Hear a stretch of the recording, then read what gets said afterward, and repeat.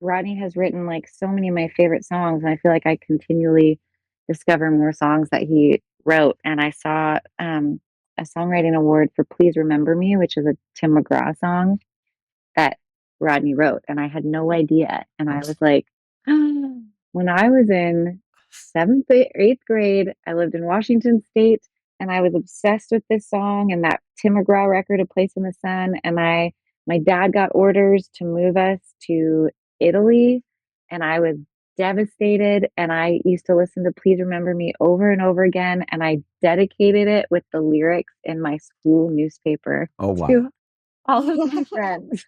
Oh, oh. And then I got to tell Rodney that, and it was just like, and now I'm standing in Rodney's house next to, it's just crazy the places life takes you. Welcome to the Back Catalog Listening Party, your weekly musical happy hour where musicians pick an album from their back catalog and tell the stories behind their favorite tracks in front of a live online audience. This week we talk with country Americana artist Michaela Anne, who joins us to revisit her 2016 album Bright Lights and the Fame, which was recorded in Nashville and heavily influenced by her early days of living there and playing the country bars. So pour a beverage, put on your cowboy boots, and kick back as we listen to music together here on the Back Catalog Listening Party, where it's always Friday and old albums never sounded better. Happy Friday. Happy Friday. Happy Friday. And welcome to the Back Catalog Listening Party. My name is Mother Banjo, one of your hosts. My name is Anthony Ihrig, the other host. And today we have joining us from her home in Nashville, Michaela Anne. Hi. We are happy to have you here, and we're happy to be doing this taping around lunchtime today. So the sun is shining, and I'm still caffeinating. I don't know how you all are doing out there. But folks, Alan was first to the party. He said, happy Friday, everybody. Cat and lap, all is right with the world. Very good. So we like that. Let's see. Connie joining us from Richfield. Hey, Connie. Our friend Joe catching the show from sunny Minneapolis until 1 anyway. When far less enjoyable activities require my attention. Well, it's true. Everything is going to seem less fun compared to talking to Michaela Anne. So, and then Chris joining us from Savage, Minnesota. Welcome. And Tony, I know you've had a kind of a busy morning, but what are you having lunch or beverage? Yes, this is my my lunch happy hour here. I'm having my beverage today is a berry LaCroix in my back catalog listening party pint glass, but it's on ice. So that's the sign of a really good sparkling water and a ham sandwich. Excellent. There you go. Wonderful. And Michaela Anne, are you enjoying any kind of beverage or snack or lunch? I have my go-to second caffeinated drink of the day is always an iced espresso with some oat milk and maple syrup. Ooh, the maple syrup. Nice. Yeah, that's always. I was sharing with Ellen before. I have 2 young children who do not sleep through the night, so I got like a few hour naps through the night. And then I was eating I don't know if some people think this is gross, but a bowl of tuna that my Manny made for me and brought down. I love tuna. Tuna is a great, high protein, good stuff. Yeah. Good protein. Yeah. Love He it. put some curry in it, which I had never done. And it was delicious. Yeah. Excellent. Wonderful. Yeah. Well, I'm still caffeinating, as I might have indicated, although I did put something a little fun in my coffee cup. Do you Irish it up a little bit? I do Irish it up a little bit. Add a little cinnamon too. It's really good. And then my sad, I wouldn't call it lunch, but it will be like what will hold me over until I have maybe a ham sandwich like Tony or a bowl of tuna is it's got I found my kids' snacks, some cheese crackers. I don't know if it's cheese, like real cheese, or if it's with a Z, but it's something, and it will keep me going. So. Well, cheers, Ellen. Cheers, Michaela. Cheers to all of you out there. For those of you who are joining us live, it's so good to have you here. If you have questions or comments for Michaela throughout the hour, throw them in the chat. It's a party. That's right. It doesn't matter what time of day it is. We're bringing the party. We're going to have great music and conversation. And you are very busy, not only with raising the 2 small humans, but with touring, and you're putting out a new record right now. So I know you have a lot going on, and we spent quite a bit of time finding a time that worked for everyone. So I'm so excited you could join us today, Michaela. Maybe you could, for folks who are maybe a little less familiar with your music, maybe you could give a brief origin story of where you grew up and how you fell into writing songs. Yeah, well, I'm a military kid. So my dad was a submarine captain in the Navy, which feels very like vital information for how I became a songwriter because I started writing songs just for processing sadness, to be honest, missing my dad who would go out to sea. Every other year we moved. So I was always missing friends. I was missing my entire extended family. I always say, like, longing was the one constant emotion in my life, even though I was also a very happy kid. And I grew up playing music everywhere we went. And then I ended up in New York City at a jazz conservatory.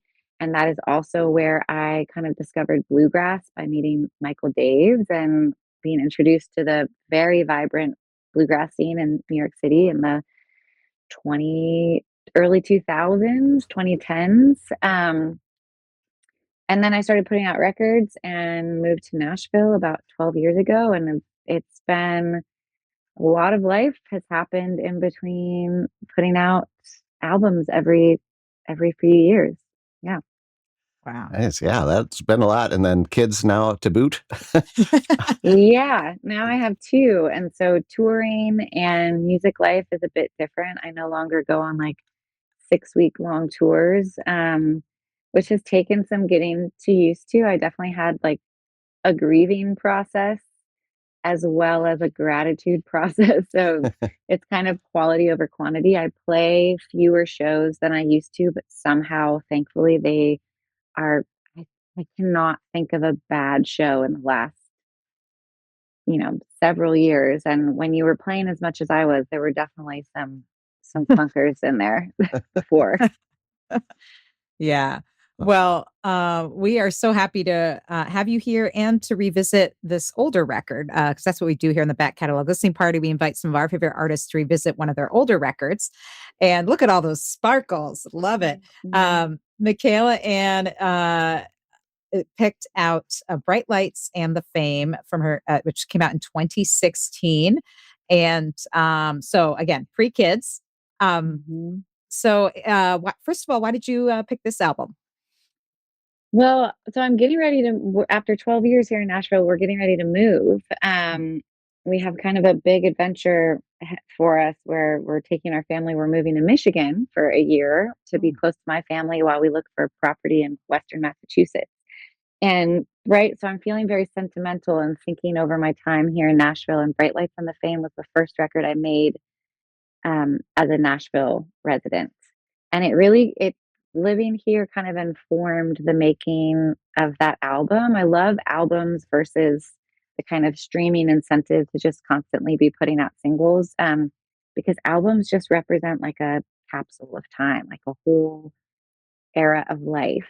And moving to Nashville, and at that time I was touring a lot and playing bar gigs, and lots of old country songs. Uh, so it just really that influenced that whole time period in my life, which is really strongly reflected in the album and the songs, as well as the album cover. That suit that I'm wearing, I found in Austin, South by Southwest. It was hanging up in the corner in a vintage booth, and it has like bell bottom blue pants with arrows stitched up the bell bottom.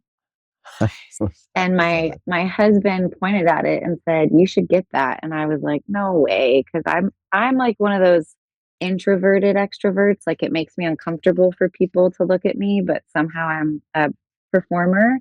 And he was like, "Just try it on," and I tried it on, and it fit perfectly. So I ended Had up to buying get it. it. And Yeah. I still have it. I don't think I can fit in it anymore, but after having two kids.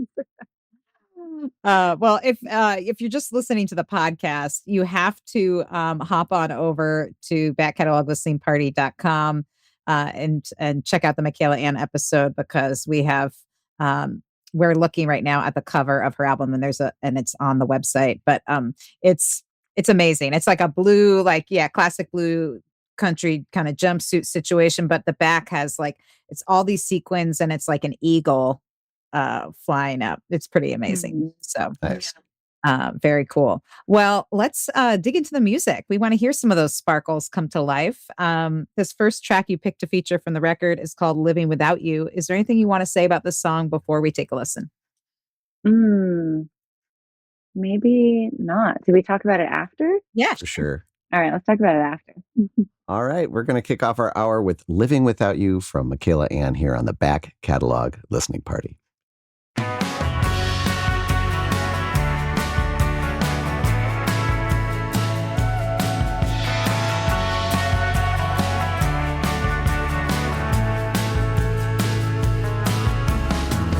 Love songs play from the car radio. The sun is shining brighter than I've seen before. Well, it don't seem right when I am here broken in two, that the heavens won't open up and rain for you. The sun still comes up each day, reminds me that the world don't stop just because someone's in pain. Here I am, living without you, learning how to keep on going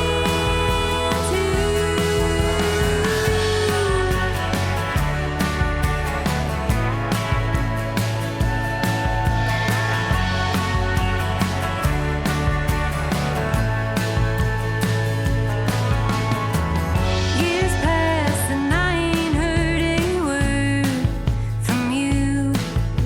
I see how people look at me like I'm such a fool. Well, it don't seem fair. Time ain't healing any pain of mine. I guess I'll try to sleep in hopes that tomorrow I'll be fine.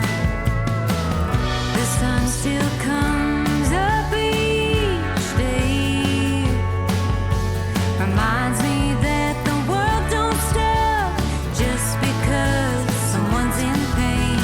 Here I am, living without you, learning how to keep on going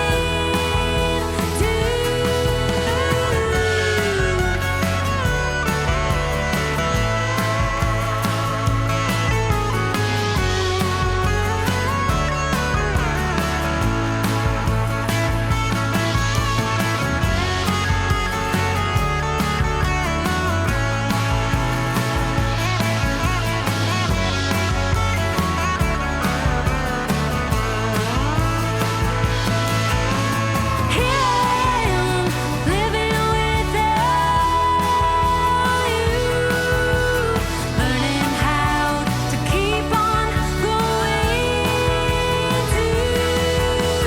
Here I am, living without you, learning how to keep on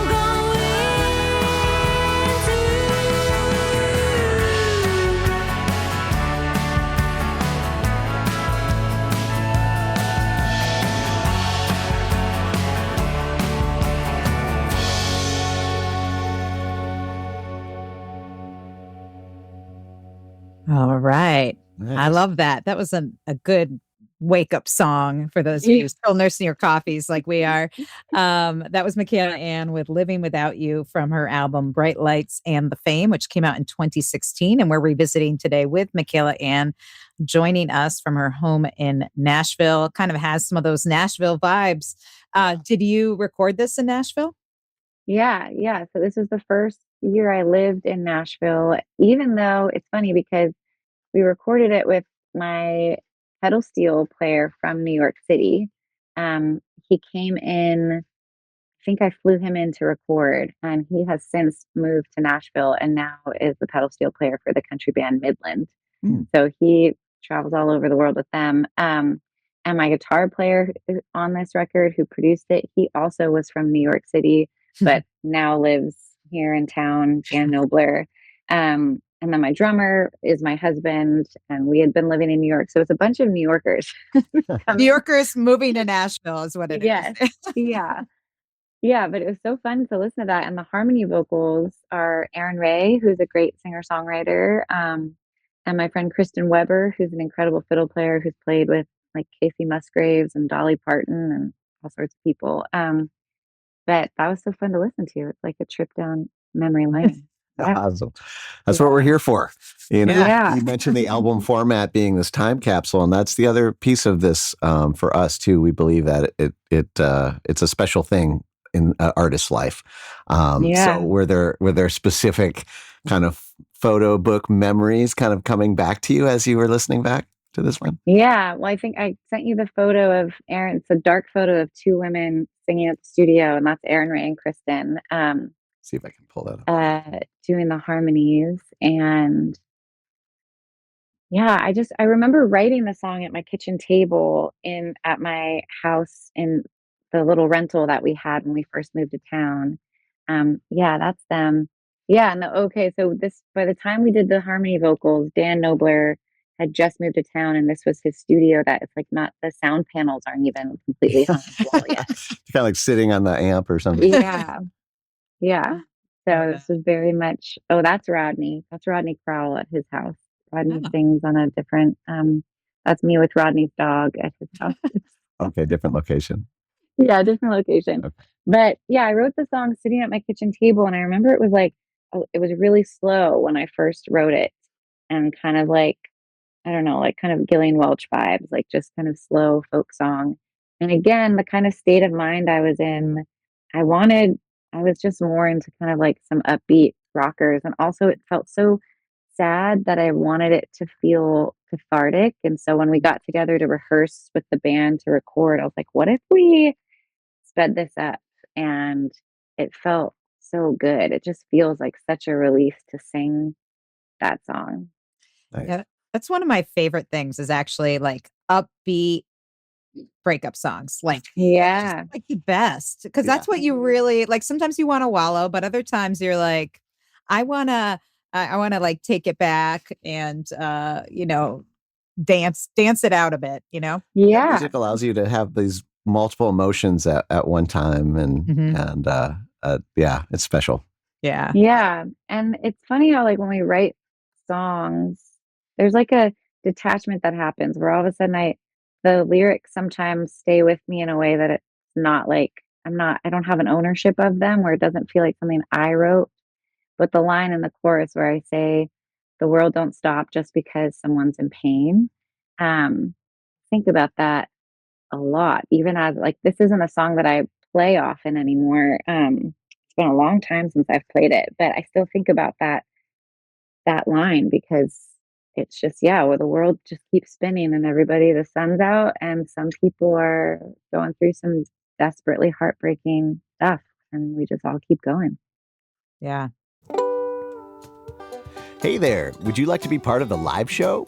Well, become a member of the Back Catalog Listening Party Patreon, and you'll get a backstage pass to weekly online tapings where you can ask the artist questions and participate in the live chat with a fun community of like-minded music nerds. You'll also get a first look at upcoming guests and receive invitations to special live streams and private after parties. So join the party today at patreon.com/Back Catalog Listening Party.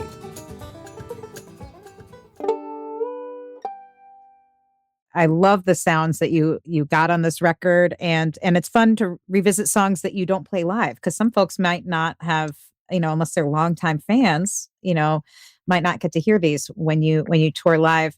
Do you feel like I don't know if you're currently touring? I know you're touring quite a bit, and actually you have a bunch of dates coming up at the end of April here.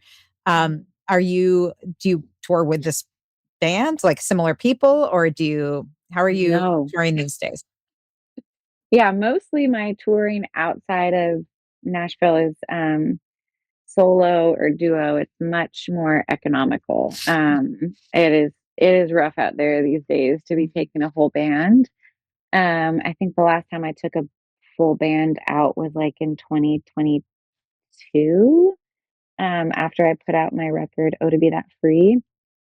Um, and yeah, and since then I've only either toured solo or, duo or maybe trio for some festivals.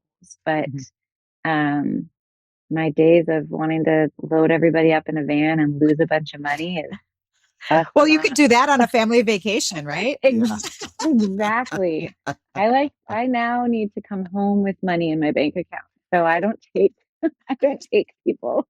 So unfortunately, I did play this week in Nashville and had a 5-piece band, and it was so much fun. So it's not like that never happens, but it's definitely fewer and far between.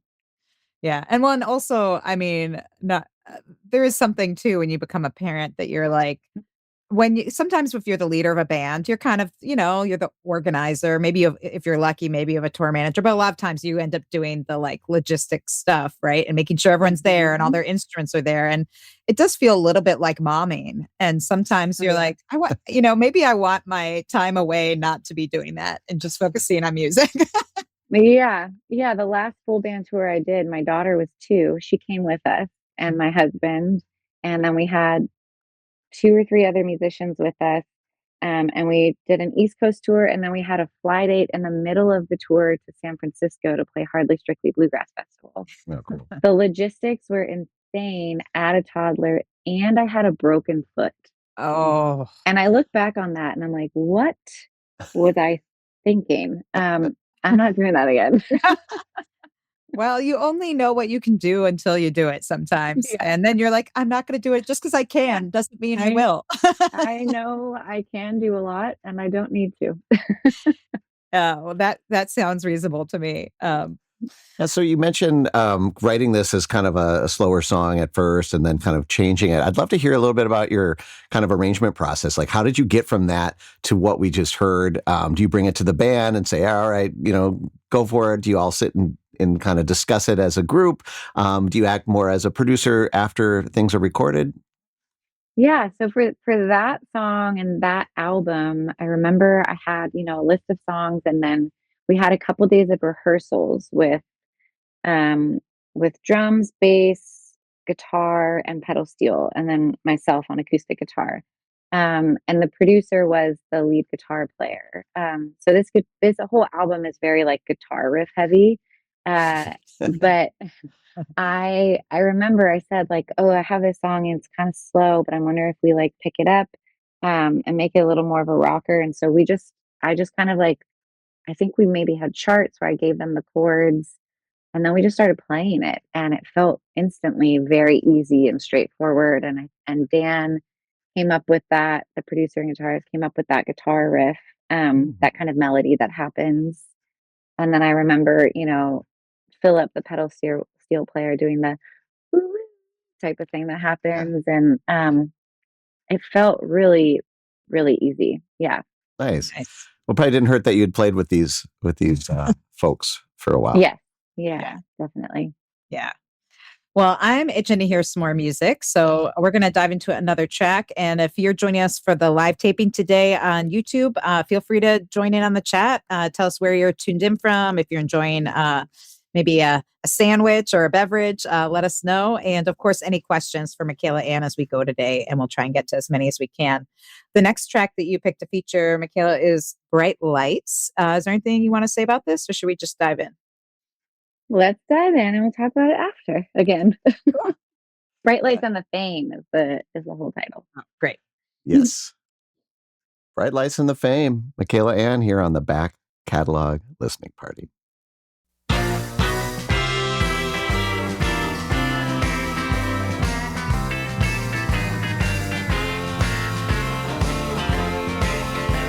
You struck me as the type of man I'd love and lose alone.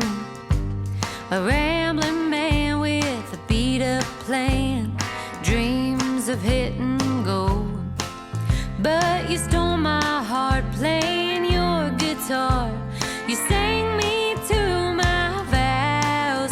So when you said you were settling in, I didn't listen to my doubts. 'Cause the honky-tonks and the cowboy songs would always call your name.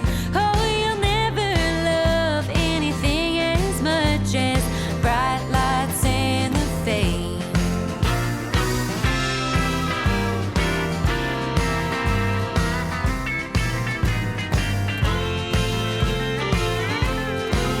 Well, it was good at first. You found some steady work. You were happy as can be. But as the babies grew, I saw us tire you. The simple life left you in need. Well, I will cook and clean. I tried everything to keep you as my own. Oh, but from the start, I should have listened to my heart, 'cause I could never keep you home. 'Cause the honky-tonks and the cowboy songs would always call your name. Oh, you'll never love anything as much as bright lights and the fame.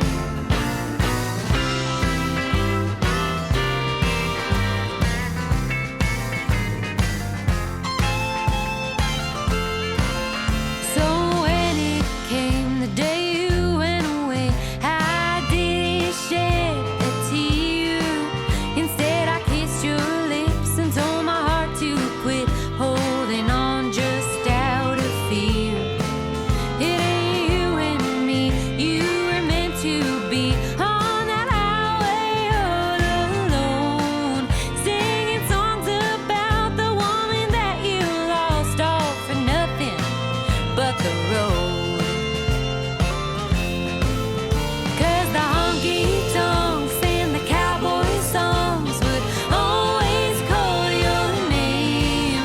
Oh, you'll never love anything as much as bright lights and the fame.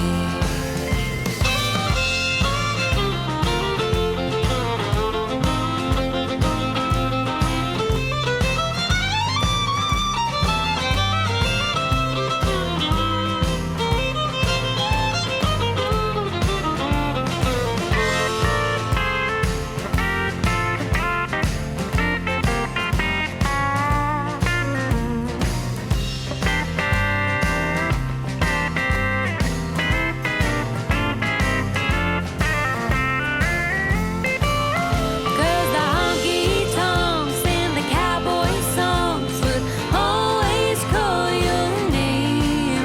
Oh, you'll never love anything as much as bright lights and the fame. Oh, you'll never love anything as much as bright lights and the fame.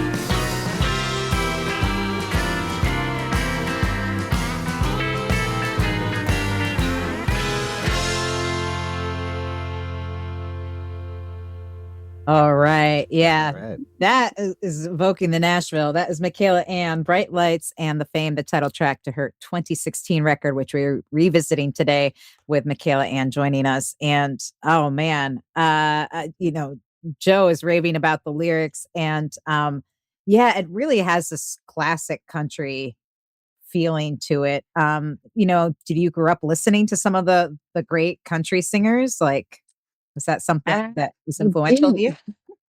I I grew up. I got into country music when I was like in fifth or sixth grade through the Dixie Chicks, now the Chicks. And my dad was a huge country music fan, and I, was a kid that was like, oh, ew, country music.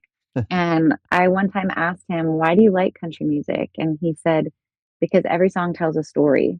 Mhm. And I was a little kid, but I remember being like, "Oh, you're so cheesy, dad." And now that has that's my entire life. Like it's storytelling through Isn't that how song. it goes? Yeah. Yeah. So I got into kind of the 90s country, at the time that it was coming out, and the Chicks, Tim McGraw, Shania Twain, and then progressed from there into older country. So like through my high school years, college, got really into classic country and Patsy Cline and Loretta Lynn and Hank Williams. And at this time, I was playing on and listening to a lot of Hank Williams and also even like the 70s country, like the cosmic country, like Graham Parsons. And um, I was listening and playing, and I went to a liberal arts school in New York City. I got a degree in jazz, and then I also got a degree in sociology and American history. And I'm probably what you would call a feminist and a liberal leaning person. And as I was listening and singing all these old country songs, I was just realizing how deeply sexist a lot of them were. Mm. And I was covering Ramblin' Man by Hank Williams a lot, and I was just thinking how so many of the great male troubadour songwriters that I revered, I probably would have strongly disliked as people, or so I should say strongly disliked their attitudes or practices or Yeah. whatever.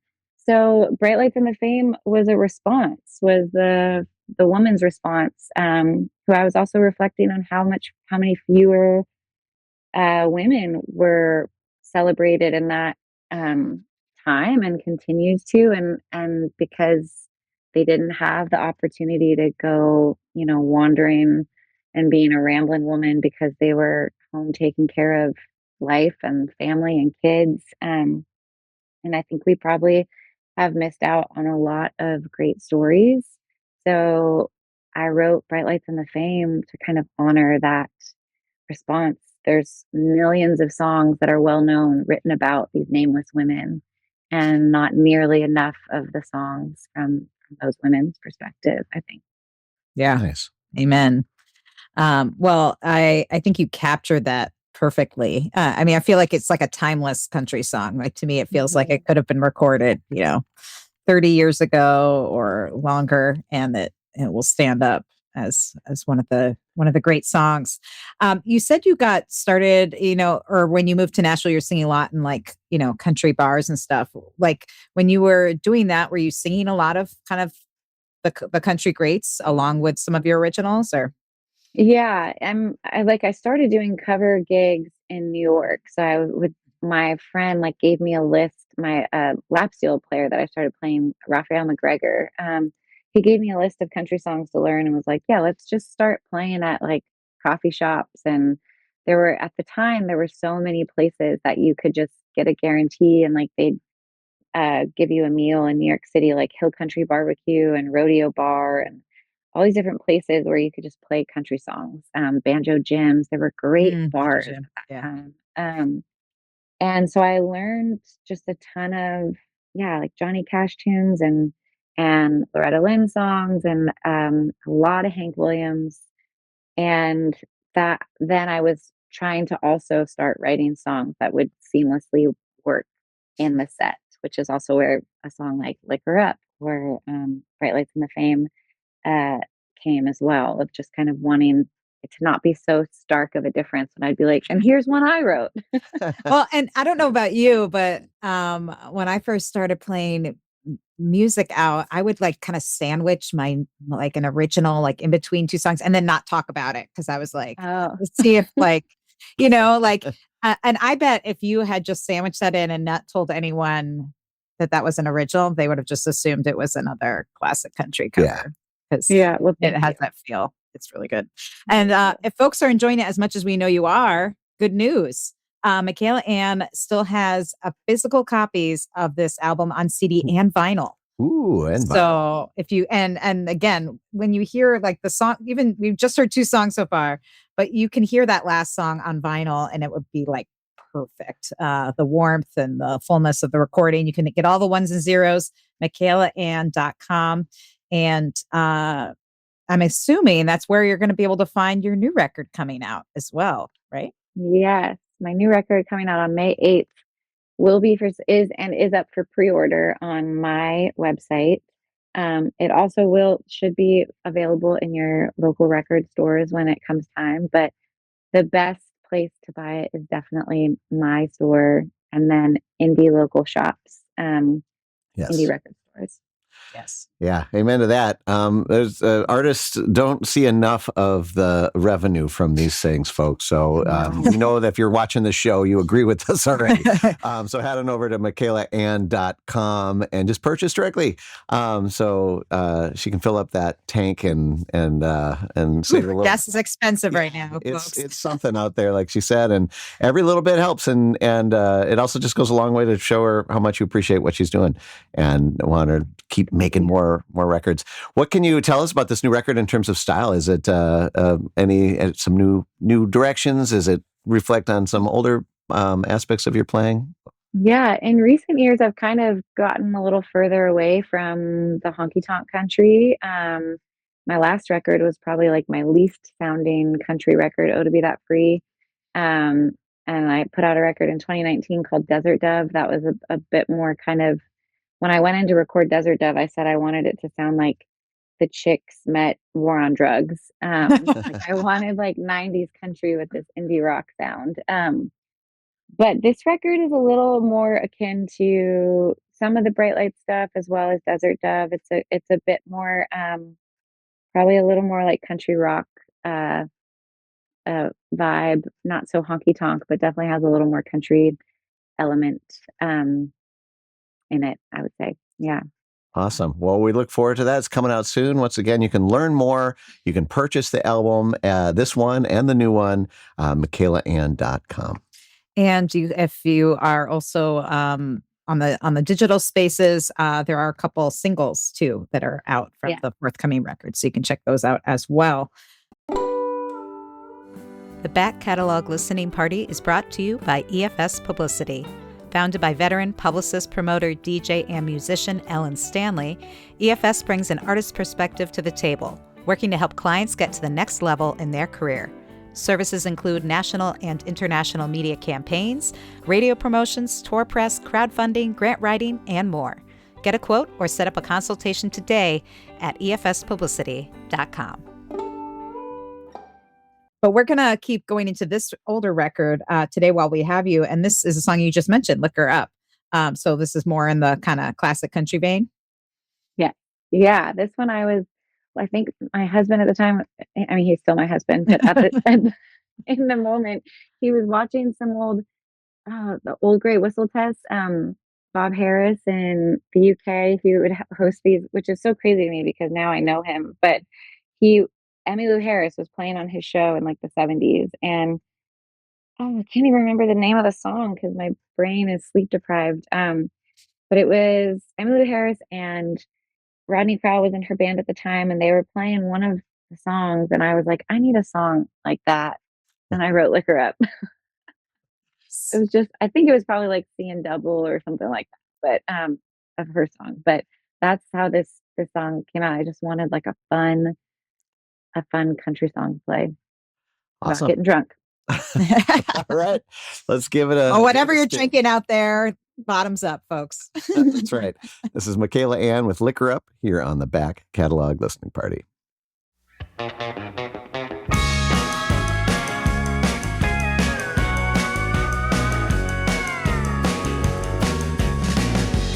Pick me up in that shiny pickup truck.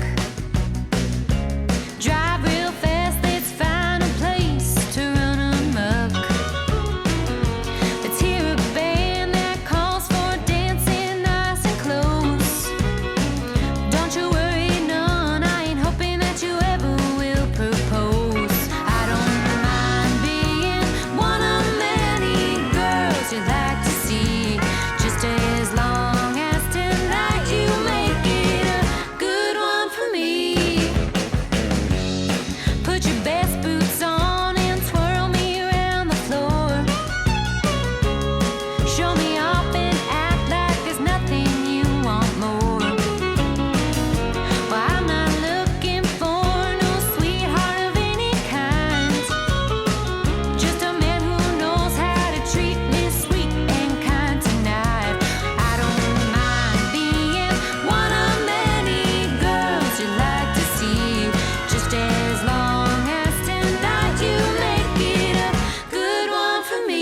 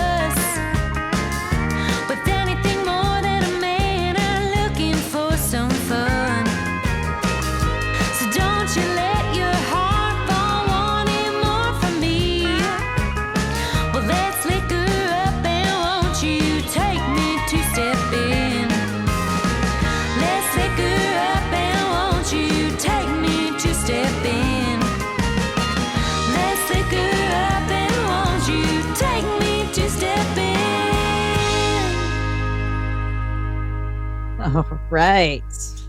That was Michaela Anne with Liquor Up from her 2016 album Bright Lights and the Fame.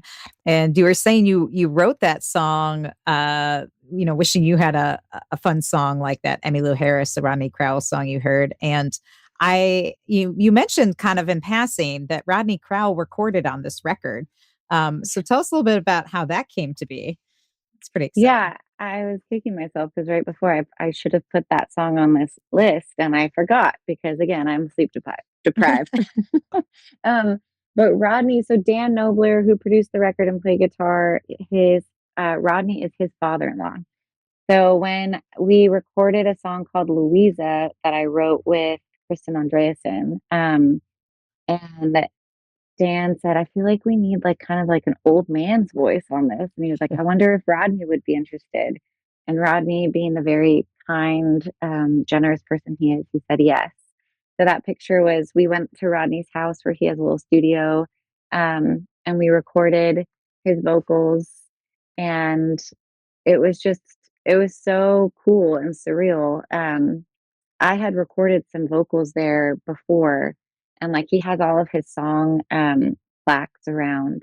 And I knew Rodney has written like so many of my favorite songs, and I feel like I continually discover more songs that he wrote. And I saw a songwriting award for Please Remember Me, which is a Tim McGraw song that Rodney wrote, and I had no idea. And I was like, when I was in seventh, eighth grade, I lived in Washington State, and I was obsessed with this song and that Tim McGraw record, "A Place in the Sun." And my dad got orders to move us to Italy, and I was devastated. And I used to listen to "Please Remember Me" over and over again, and I dedicated it with the lyrics in my school newspaper Oh, wow. to all of my friends.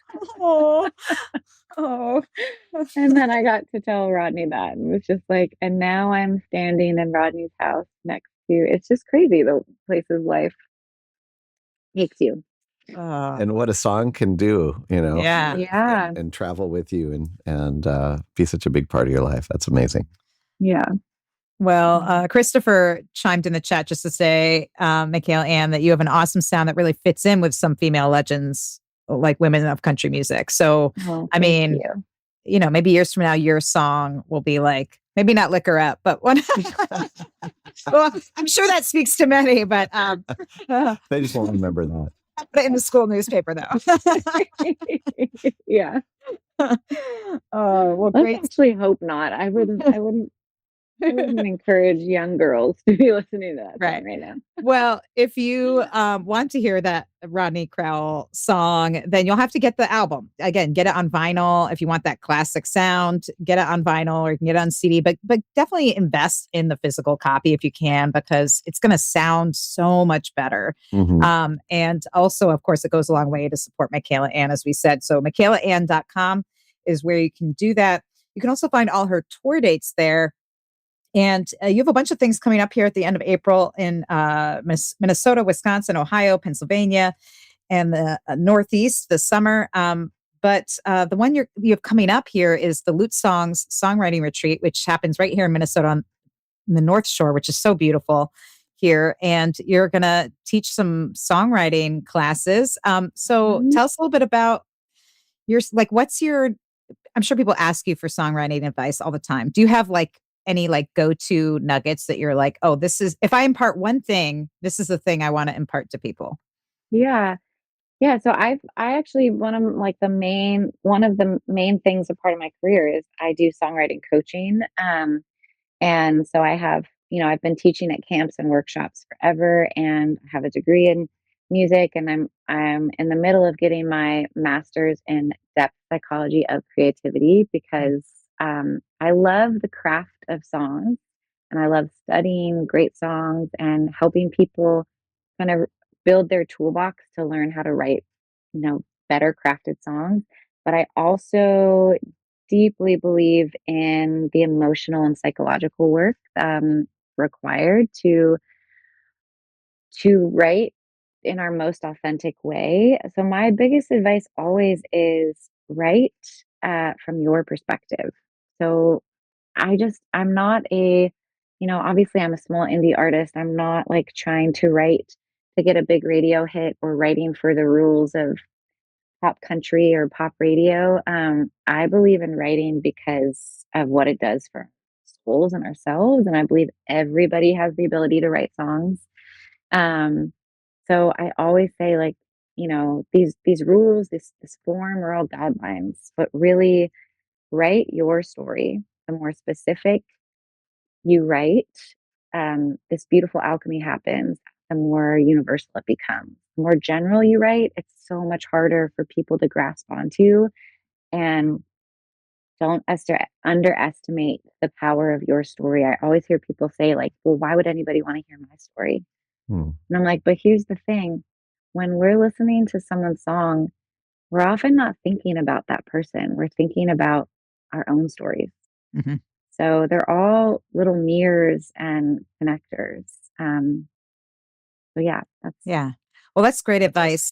And it is funny that you say that, people think, oh, well, why would someone want to know like these details of like my life or my story? Well, if you think of like a movie, like it works because they're in a setting, right? They're in like a bedroom. You see them in a space. Like if they were just in front of a green screen with nothing on the green screen, think about that. It would just be them walking around, like without all the details, Yeah. right? That makes it, that personalizes it and contextualizes it. And so it would be like really weird and boring if you didn't have all those details.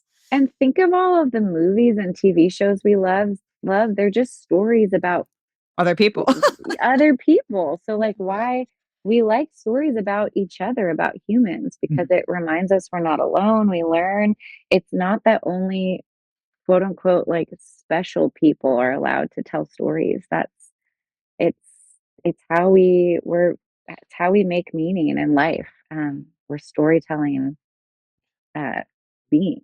That's how we survived millennia, right? That was how Yeah. we passed on all information. And I think music is just such a wonderful package for that. Yeah. Yeah. Great delivery of that story. Well, if folks want to know more about either the Lute Song Songwriting Retreat or maybe coaching, can they go to your website, michaelaanne.com? Yeah, on my website, down at the bottom on one of the pages, there's a little coaching link that you can fill out a form and set up a call to learn more. I do like mentorship programs where it really kind of is like a whole body artist kind of boot camp in some ways. You're learning how to not learning how to write songs. We're working on songs, but really deepening your own sense of yourself as well through your writing. Wonderful. And also, you were talking about the degree you're working on and sort of your interest in creativity. I also want to talk with you about a podcast you have called The Other 22 Hours. Do you want to talk a little bit about that? Yeah. Yeah. My husband and I started this podcast. Oh man, I think we're in our fourth season. We're like 150 plus episodes in. And it came out of, the pandemic hit and musicians, we all were forced off the road. And it was so interesting. So many people were saying kind of like the relief that they felt of they didn't have this FOMO and they could be home and kind of have a routine and then build a garden and kind of just like live a more balanced life and constantly being on the road. And then things, came back and it was like a slingshot and everyone was trying to make up for lost time, lost revenue. And online, it seemed like everyone was just back to normal and doing great. And then we'd have dinner with friends and it would be these hushed conversations of like, man, it is so hard out there, or financially, it's just not adding up, even though it looks like things are going well. And, or I just am not like used to this. My body and mind can't take this. So we're like, why is this a secret? So the podcast is talking to people about just the reality of what it is to build a lifelong career on your creativity. And we've talked to Roseanne Cash, Rodney Crowell, Mary Chapin Carpenter, Lucius. It's so hard for me to think of people on the spot, but I think that example alone is like, Yeah. okay, I could learn something from all of those people. So for sure. indie artists to kind of legends. We have a conversation coming up with Judy Collins. Like um, we're learning a lot, and it's also just meant to kind of demystify, just the challenges of this life, and kind of take the shame away from it and let people learn like we all have different struggles. Even platinum selling artists have, insecurities and challenges as well. Yeah. Well, that's very cool. So you can check out Michaela Anne's podcast and all these cool conversations at theother22hours.com. And we want to take this opportunity to thank all the folks that have been supporting this podcast for 6 years. What? Gosh. What? Our Amazing. Pandemic project here. And this is our little retreat from everything. Right. 1 hour a week. We go back to our pandemic times. Yes, just listen to music online with people. And there's a lot of folks that have kept this show going and keep the party going every week. We want to thank Penny, Anna, Linda, Bevan, Connie, Vaughn, Ellen, Chris, Becky, Peggy, Joe, Jim, Beverly, John, Tim, Sarah, David, Jocelyn, Matt, Steve, Mark, Severin, Lynn, Mary, Nikki, Joni, David, CJ, Christy, Diane, Hetty, Sandy, Neighbor Ann, BZ, Paul, Cynthia, Ross, Mike, Eric, Stephanie, Phil, Ryan, and maybe you. If you want to support the show and if you're like, how do all these people get to ask Michaela Anne questions and all this stuff? And I want to be a part of the live tapings. Well, you get invites to all the live tapings when you join the Patreon, and you get first look at the guests and what's coming on the podcast. You get to see how the sausage is made. You might get a pint glass if you're quick. We have a few left. Got a few left. But if nothing else, you get to, duck out for an hour and listen to music with no agenda, just enjoying it, just talking about it. And it's very therapeutic for Ellen and I, but I think for a lot of our patrons as well.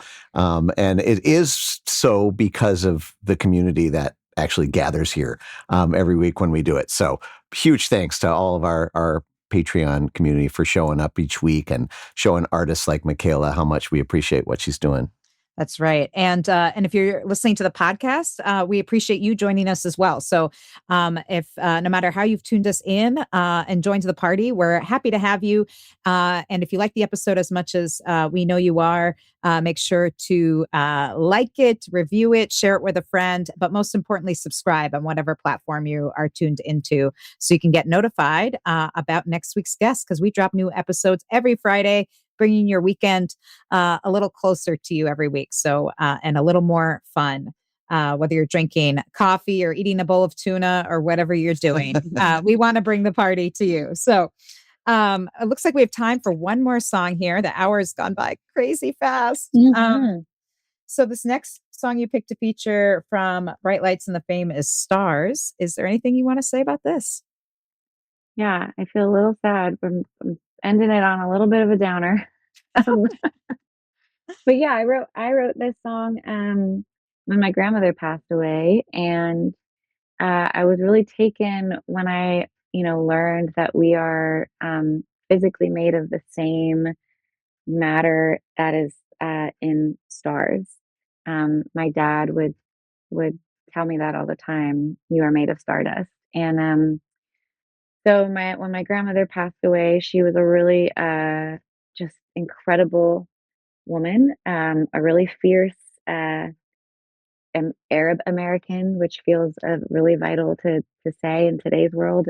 She was a just devoted social worker for foster children, and she did incredible stuff. And she was, so it was a big loss. And I wrote this song just trying to remind ourselves that we're always connected.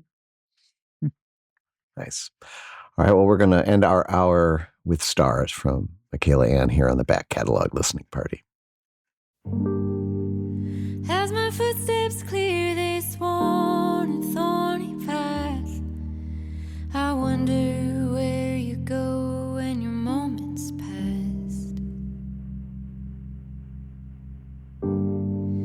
If we're all made up of energy and light, I should feel the warmth of you at my side.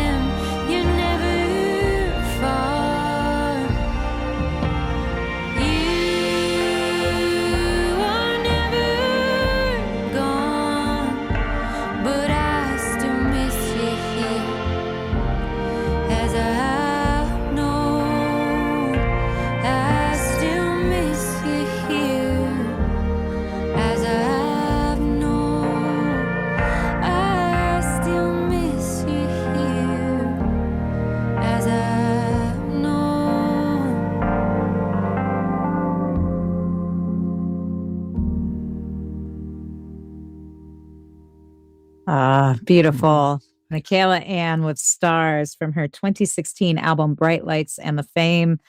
What a great way to end the hour, reminding ourselves that we're all made of stars. I think I need that reminder today.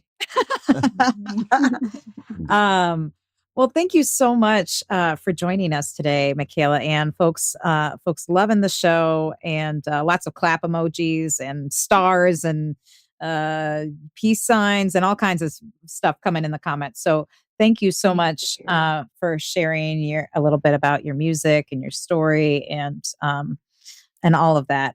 We're really grateful. Yeah.